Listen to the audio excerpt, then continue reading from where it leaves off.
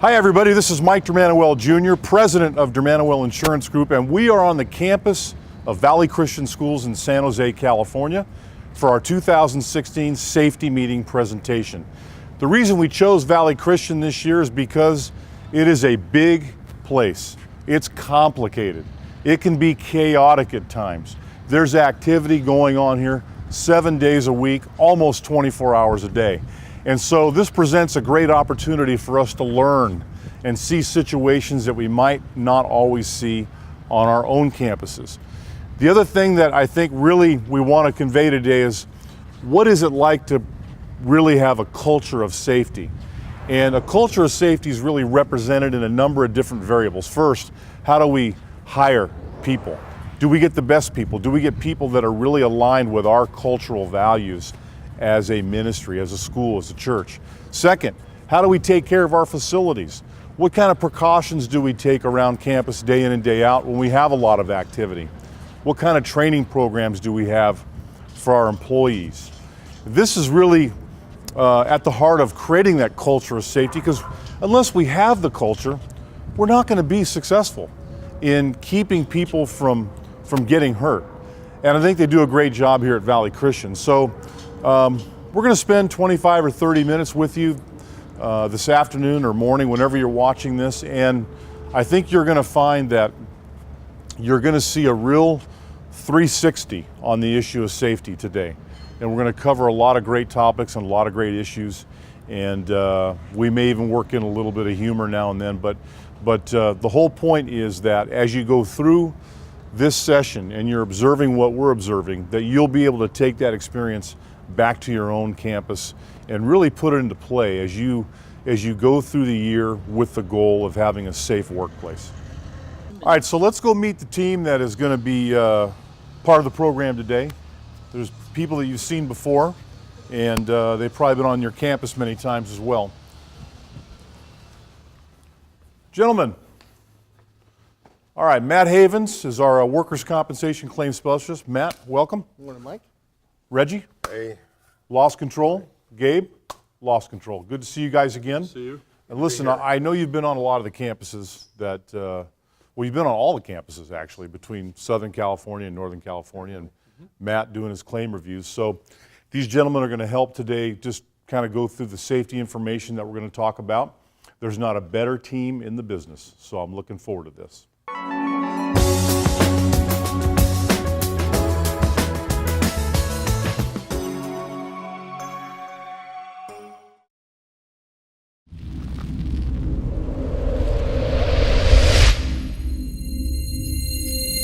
There's been a lot of talk about heat illness and heat illness prevention plans. This is a CalOSHA requirement, as all of you are aware, but I wanted to discuss this once again because there's really three elements, really four: heat, water, and shade. There's the fourth element would be training, making sure that employees are trained on a regular basis to drink water, seek shade when they feel ill, and you can rest there. These brochures that I have with me, both of these, they're both in English and in Spanish. They talk about water, 4 cups an hour. Really, when you're talking about water, one way to know if you're drinking enough water is to look at your pee when you go to the bathroom, or your urine. If your pee is this color, then you're in trouble. Stop what you're doing, go get water. The screen that you're looking at is how well are you hydrated, and you can see that 1, 2, 3, you're well hydrated. 4, you're getting into a problem area. 6, 7, 8 is a time that you should stop what you're doing and drink water immediately. This is a good guide to use when you go to the bathroom to see where you're at in terms of being hydrated or being dehydrated. There's a lot of talk about fluids and what fluids you should be drinking and consuming. Here we have a good list. As you can see, the top is water. Gatorade and all those other drinks, they're good, but just keep in mind that they have a lot of salt in them, and if you suffer from high blood pressure or other type of ailments, drinking Gatorade may elevate your heart rate. So take those into consideration. when you're drinking fluids. Stay away from Starbucks, Red Bull, and those kind of drinks, sodas, because they don't do anything to quench your thirst. This stuff will stay in your body, and that's what you want while you're working outside in the sun. Also, what's important in these brochures is talks about heat illness. And heat illness, we're concerned with heat exhaustion and heat stroke. If somebody is suffering from heat stroke, that's an immediate emergency, has to be taken care of right now. Put ice packs under their arms or in their groin area to make sure that you can cool that person as soon as possible.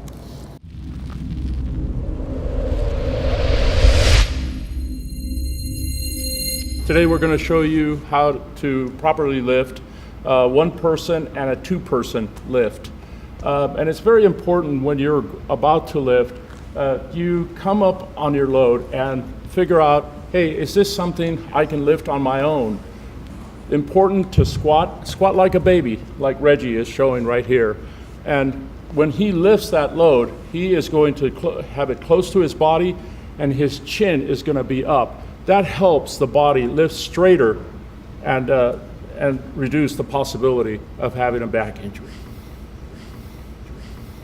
So here we have the wrong way to lift. Notice how his legs are straight. He's not bending his legs. Plus, he's bending over at the waist. We have what we call a lever effect on the lower back because he's using his back like a crane. In addition to that, his head is down. We want to make sure that the head is up. That way the spine will stay in what we call the neutral position, not bent over. We also have to talk about a two-person lift. While you're sizing up your situation in terms of how heavy it is or awkward, you might have to get help. And this is where people get in trouble because they don't ask for help. Getting help, first, you have to communicate. You have to have a plan. What are we going to do? 1, 2, 3, lift. Both persons have to lift correctly, have to lift at the same time. Reg, we're going to go and pick up this box. We're going to squat. So go ahead and stand on that side. Spread your legs a little bit. There you go. Squat. And on the count of 3, we're going to lift at the same time. 1, 2, 3.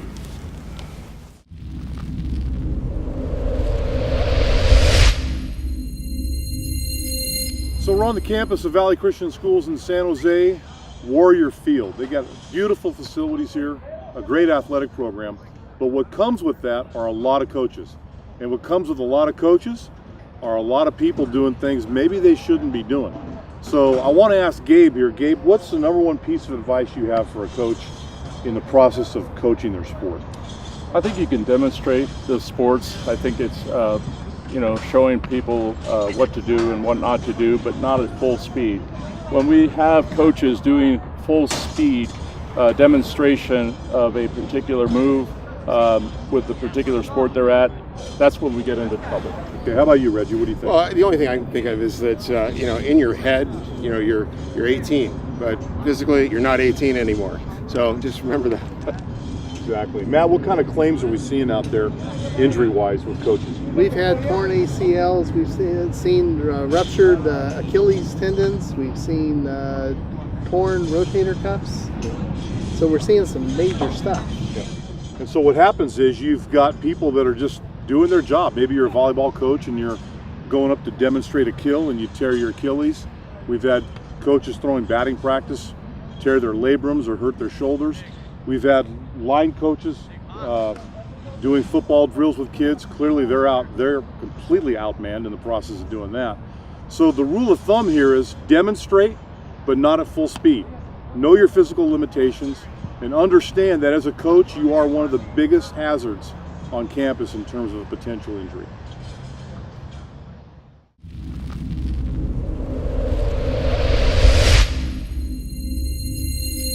Whether you're in a large or small or medium-sized church or school, you're going to have people doing administrative functions, and they're going to be using computers and technology. And this presents kind of a particular hazard, and that is the hazard of ergonomics and the workspace. So what we see out there is that people injure themselves by working to the point where they're uncomfortable, and they'll continue to work and work and work until they actually have an injury. So what we do is we advise people on some basic principles of ergonomics to make sure they're comfortable when they're in their workspace. Yeah, and those principles really are seen in three areas. What's the height of the chair? Where's the keyboard? And where's the monitor? A lot of folks don't realize that all three are adjustable. Everybody is different. So I would just be aware of your environment and know that you can make adjustments to those three areas. Yeah. And so one of the things I like right here is this mouse, which is a different mouse than you typically see, but this is there for the particular issue that the person that sits here has. And this relieves the pressure on their thumb in particular. So this is a good example of an accommodation. But the main point is that if you have discomfort associated with working in front of a computer, that you say something, because it's easy to come out and make evaluations and make adjustments so that you can work comfortably. The angle that we should have our arms, especially the lower arm, resting on the keyboard, should be at a 90-degree angle when you're looking at the angle right where your bicep is. Now, the other thing to look at is to make sure that the monitor height is proper. Ideally, we want to make sure that the monitor is equal to the level of your eye.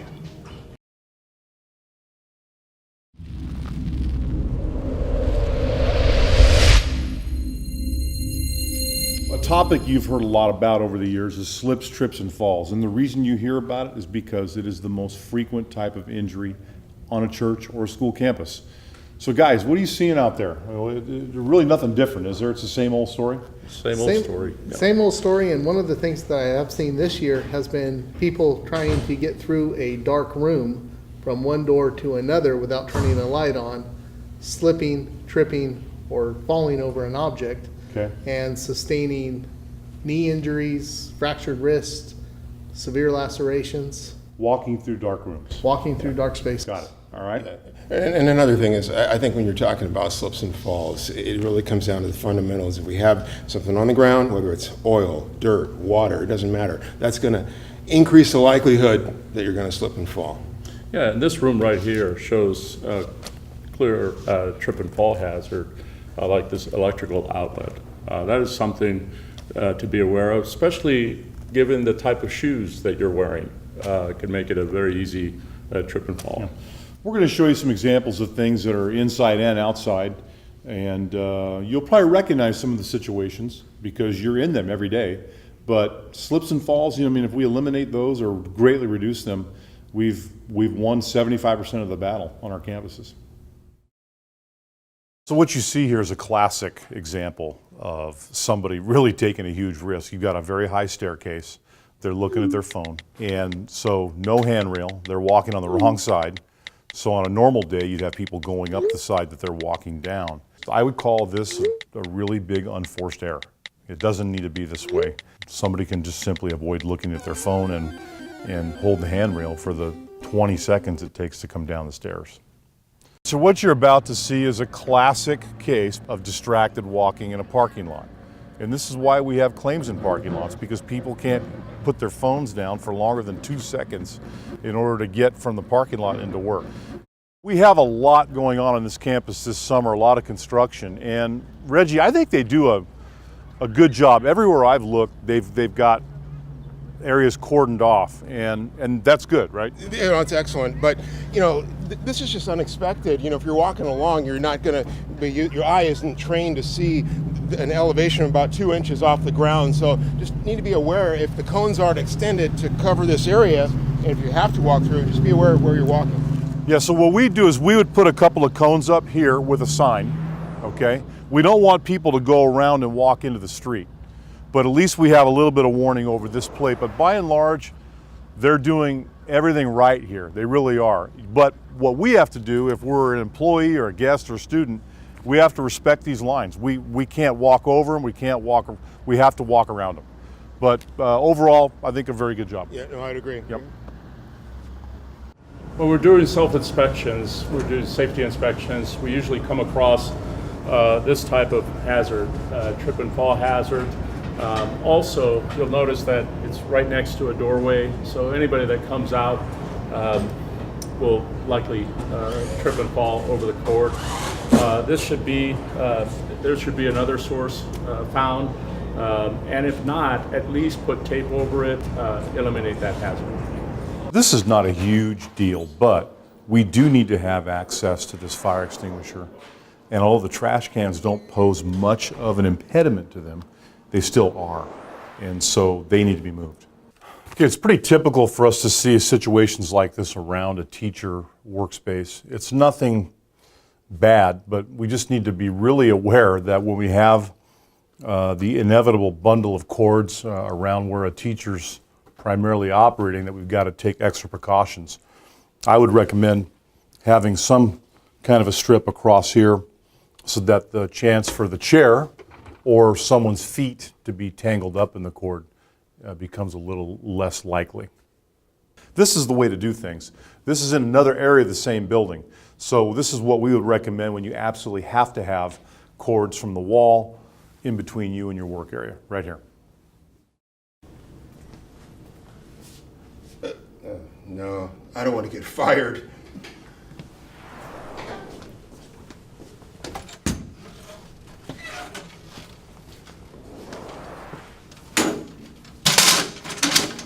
This extra time that I took to find this ladder really was worth it. I mean, you imagine the time that I would spend at home being injured if I had stood on that? Your belt buckle should be right in the center. You don't want to overreach to the right or to the left. Stay within the middle of the ladder. It's much safer that way. And the other thing is, if you see another item that's too far away, the right way to do this is you step down off the ladder, and then while you're on the ground, move it over to the spot where you need to be, and then climb up again and reach whatever you need to get a hold of. When you're going to use a ladder, I think it's important that you size up the situation, think about the job task at hand, and when you're going to use a ladder, always think, hey, do I have the right ladder for the job task at hand?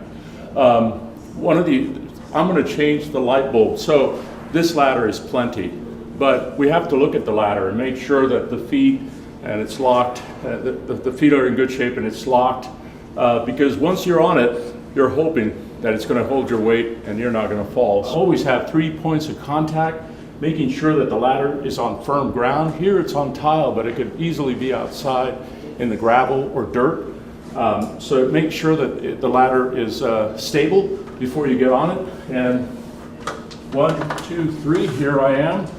I can change the light bulb. I have the center of my belt within the frame of the ladder, so I don't have to overreach. I'm facing the job task, and this is the way to safely use a ladder. Also, you want to take into consideration at least 2 steps.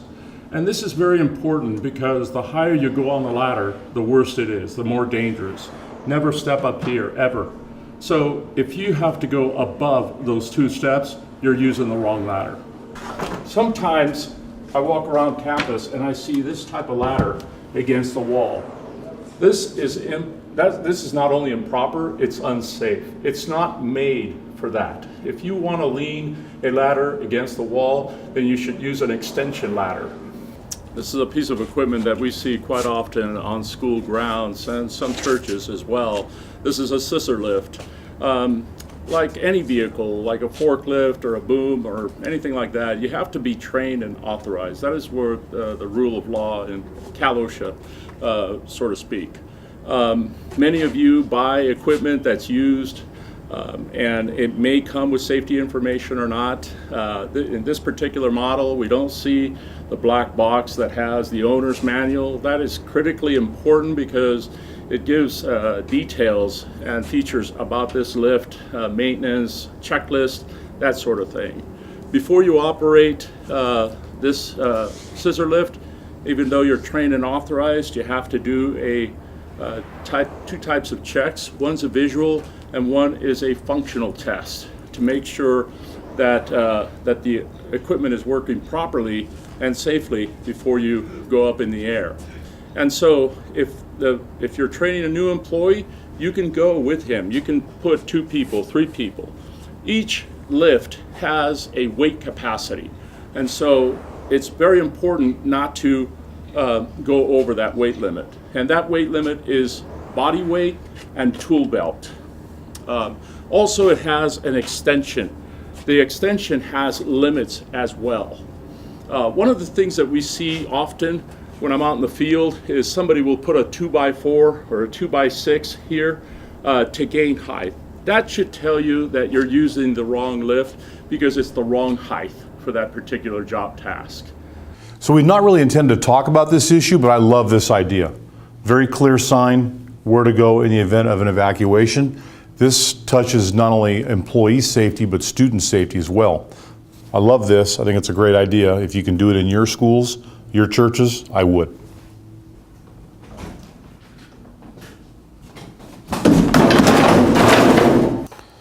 All right, if you've ever seen the Allstate commercials featuring mayhem, this is it. Why are we sitting in a dark room doing anything? Well, because from time to time, some of you walk into dark rooms and try to navigate your way across the room, and inevitably something like this happens. Well, this is we call this kind of an unforced error. I don't want to let you in on anything too secret, but when we see injuries come through, we'll do a little bit of eye rolling on these. Why? There's a light switch right next to the door. And guess what? Did you know you're all carrying a flashlight? Right here, flashlight. Every single phone has a flashlight. So folks, let's not commit unforced errors. Use light when you walk into a room. This has been Mayhem on behalf of all, no. So what we typically find when we're doing safety inspections, or you might find this in your own campus, where we have a blocked panel. These panels have to have 36-inch clearance.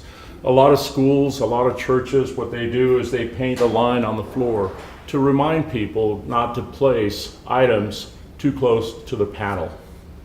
And over here, we have a real good example of we have a container that's not labeled. We always want to make sure that we put a label on it. All the manufacturers will have what's called a safety data sheet, and that corresponds to all the chemicals. We never want to have a situation where we have an unlabeled container with nothing written on it. It's another example of an extinguisher. Just like the electrical panel, you have to have access and free of hazards all the way around. Again, 36 inches, because right now if we had to imagine there's a small fire, we have to get to the fire extinguisher, we never make it. By the time we get to the fire extinguisher, that fire is out of control, and the best thing to do is exit the building as soon as possible.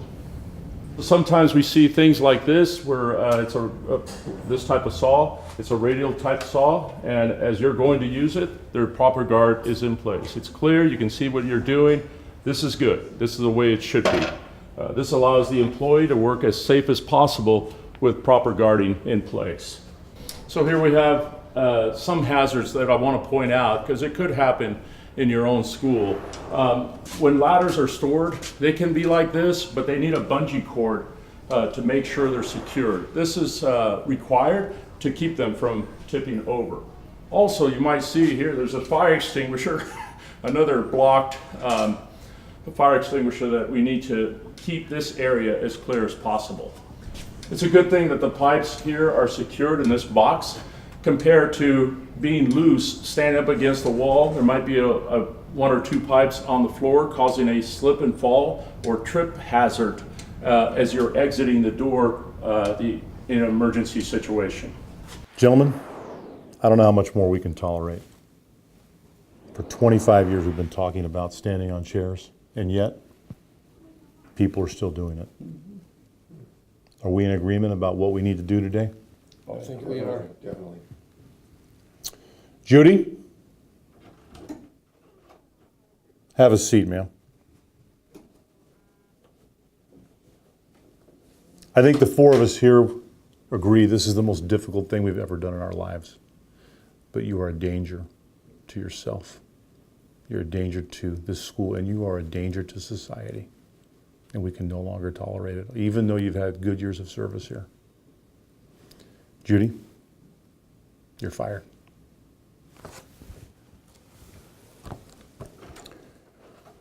Get her out of here, guys. She's a little dangerous, a little worked up. You stand up.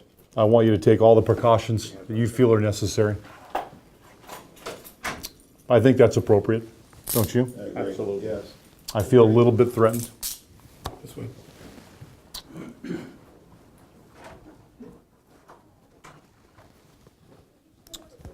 I think there's a lesson here for all of us. This is what can happen to you if you make the mistake of standing on a chair. Don't let it happen to you.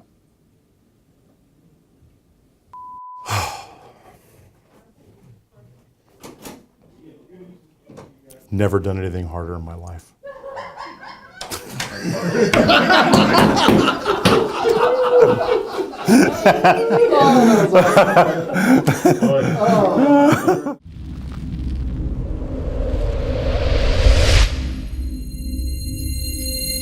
Many of our churches and schools have these types of vehicles, electric golf carts. They're pretty versatile and used quite often throughout the campus, usually by facilities or maintenance. One couple of things to keep in mind, only licensed drivers are allowed to operate such equipment. You have to have a valid driver's license. The speed, many times when I go out on campuses, I see people driving like Mario Andretti. Part of the training that we should be talking about is driving around corners and making sure that we stop or slow down at blind intersections. This is something that is very critical. Every year we have accidents with these types of vehicles, and it's because people are just driving too fast. They have speed governors. You can adjust that. If you're the one operating the vehicle, it's important to secure the key. That way nobody else drives away with it. The parking brake for a golf cart is the top pedal, and you want to make sure that that is secured, especially when you're on an incline or sloped area of the campus. Golf cart safety rules should be part of your injury and illness prevention plan, and should also be in your fleet safety program, so they understand how to operate a golf cart, and also they understand the safety rules.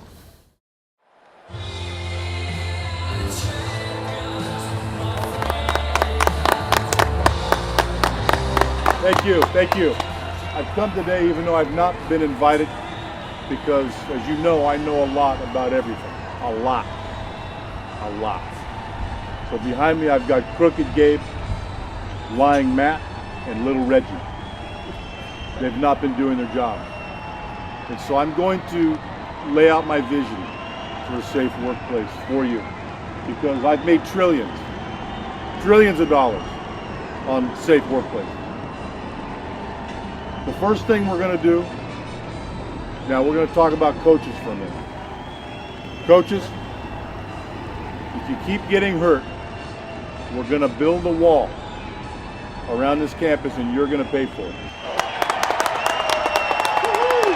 We're going to build what's going to be a beautiful wall. The coaches will pay for it. And that's going to solve that problem. The second thing we're going to do, regarding these heels that these people wear around here, we're going to have a temporary ban on heels until we can figure out what is going on.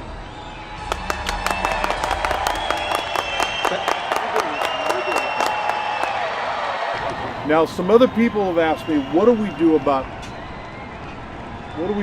the issue of some of our staff here tripping and falling? We need to build another wall and make them pay for it. As a matter of fact, every single problem in our safety program, we need to build a wall and have a lot of different people pay for it. So, what I like to do is build walls to solve problems. And pretty soon, we'll have so many walls here that there will be nobody on the campus, because they're all going to be out, and then nobody will get hurt because there will be walls everywhere.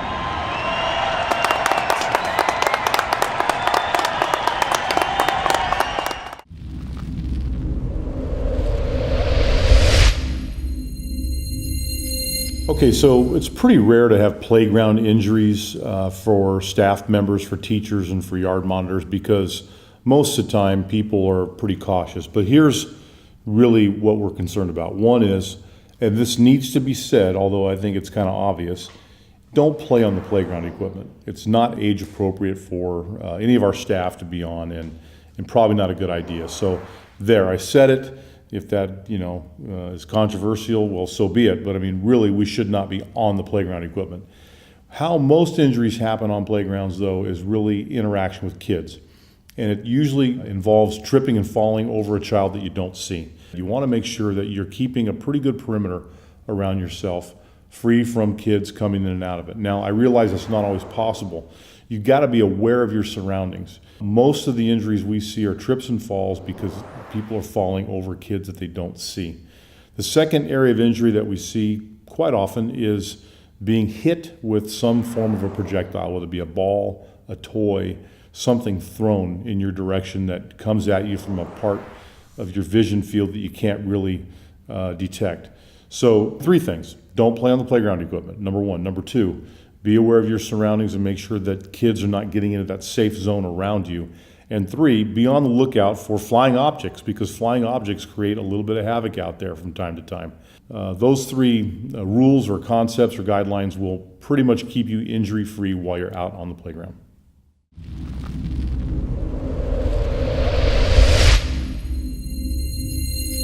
Okay, so every once in a while we're going to have an injury because nobody's perfect. No matter how hard we try, there are things we can't control. So it's important to understand what to do when we have an injury. And that's where Matt Havens comes in. So Matt, we've had an injury. What do we do next? First thing is to get the claim reported. Okay. Let the campus representative know so that the necessary paperwork can be completed, the investigation can be completed. Right. We could learn the true mechanism of the injury so we can learn from the injury Right. and prevent future. The other thing that the campus representative will do is direct the injured employee to the medical provider within the medical provider network. Right, so that's really important we get the employee to the right provider. Now there's 2 kinds of injuries that we have. We have medical only, which just requires some medical treatment, no lost time. And then we have lost time injuries. Let's talk about how we treat those differently, Matt. Medical only are usually your much less severe injuries. It's going to be a couple appointments with the doctor and the person's going to reach pre-injury status relatively quickly. Okay. The lost time injuries are much more complicated and it's very important that we get those started on the right foot initially, get them reported immediately so that we can ensure that the injury is addressed medically as it's supposed to be, as well as benefits being provided expediently. And we're going to want to make sure that we have some return to work opportunities and so that, or some modified duty if possible, because we want people that are injured to not be home. If possible, we want them back at work doing modified duty so they can continue to contribute to what we're doing at the church or the school.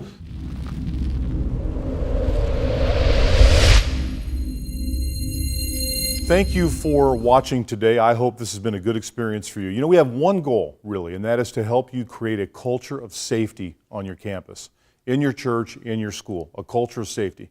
Why is that important? It's important because we have an obligation to take care of our people, to make sure that they don't get hurt when they're in the service of our ministry.